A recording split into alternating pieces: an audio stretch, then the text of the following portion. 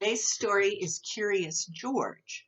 Now, there's lots of Curious George stories, but this is the very first one that explains how George got together with the man in the yellow hat and how all their adventures began. This is George. He lived in Africa. He was a good little monkey and always very curious. One day, George saw a man. He had on a large yellow straw hat. The man saw George too. What a nice little monkey, he thought. I would like to take him home with me. He put his hat on the ground, and of course, George was curious. The hat had been on the man's head. George thought it would be nice to have it on his own head, too. He picked it up and put it on. The hat covered George's head. He couldn't see. The man picked him up quickly and popped him into a bag, so he kind of stole him, didn't he? George was caught. The man with the big yellow hat put George into a little boat, and a sailor rowed them both across the water to a big ship. George was sad, but he was still a little curious. On the big ship, things began to happen. The man took off the bag. George sat on a little stool, and the man said, "George, I am going to take you to a big zoo in a big city. You will like it there. Now run along and play, but don't get in trouble." George promised to be good, but it is easy for little monkeys to forget. On the deck, he found some seagulls. He wondered how they could fly. He was very curious. Finally, he had to try. It looked easy, but oh, what happened? First this, and then this. Okay, so lots of pictures. Let me see. There's George when he was just in Africa in the tree, and he had a banana, and there he tries on the big yellow hat, and that's when he gets caught. Here they are on the ship in their room, and then he tries to do what the seagulls are doing, but it doesn't work very well. He ends up splash in the water.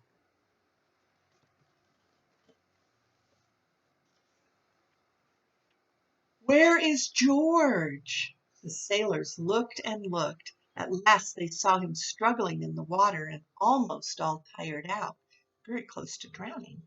"Man overboard!" the sailors cried as they threw him a life belt. George caught it and held on. At last he was safe on board. After that, George was more careful to be a good monkey, until at last the long trip was over.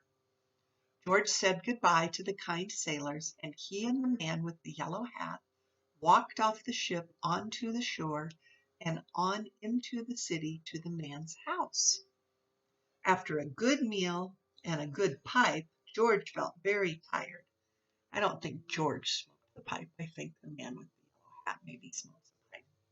He crawled into bed and fell asleep at once.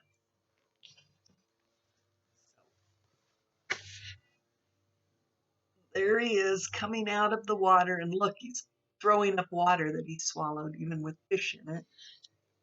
There he is at the house with the man with the yellow hat, and there he is getting ready for bed, but his pajamas are so gigantic, aren't they? He's just a little monkey. The next morning, the man telephoned the zoo. George watched him. He was fascinated. Then the man went away. George was curious. He wanted to telephone too. 1, 2, 3, 4, 5, 6, 7. What fun!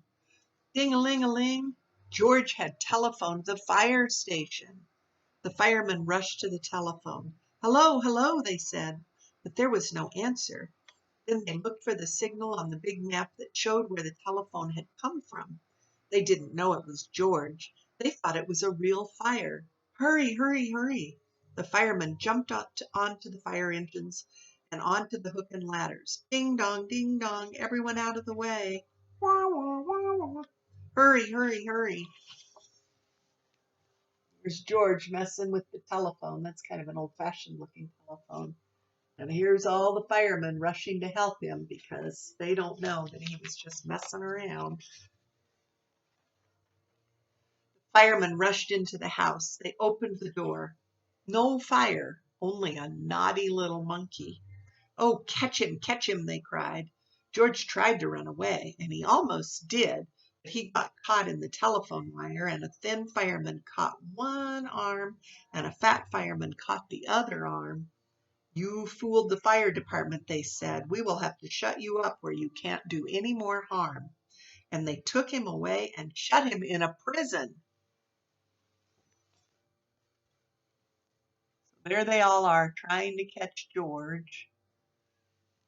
And there they've got him by the arms and they're taking him to prison. I didn't know they had prison for little monkeys. George wanted to get out. He climbed up to the window to try the bars. Just then the watchman came in. He got on the wooden bed to catch George, but he was too big and heavy.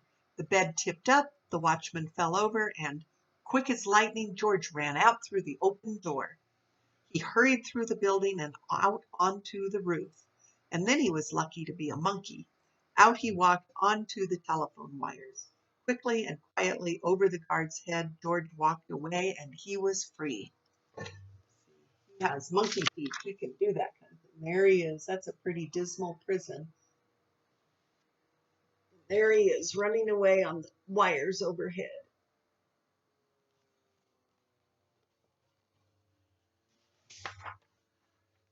Down in the street outside the prison wall stood a balloon man.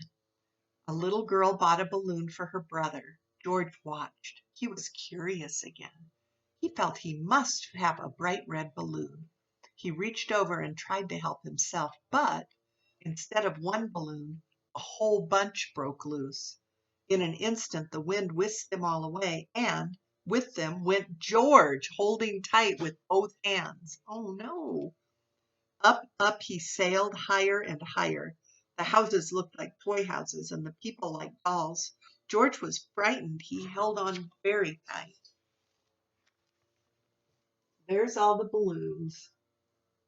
There's George floating. At first, the wind blew in great gusts. Then it quieted. Finally, it stopped blowing altogether. George was very tired. Down, down he went, bump onto the top of a traffic light. Everyone was surprised. The traffic got all mixed up. George didn't know what to do, and then he heard someone call, "George!" He looked down and saw his friend, the man with the big yellow hat. George was very happy. The man was happy too. George slid down the post, and the man with the big yellow hat put him under his arm. Then he paid the balloon man for all the balloons, because George kind of wrecked them, didn't he? And then George and the man climbed into the car, and at last away they went to the zoo. What a nice place for George to live. There he is landing on the traffic light. Down, if you look close, you'll see the man with the yellow hat.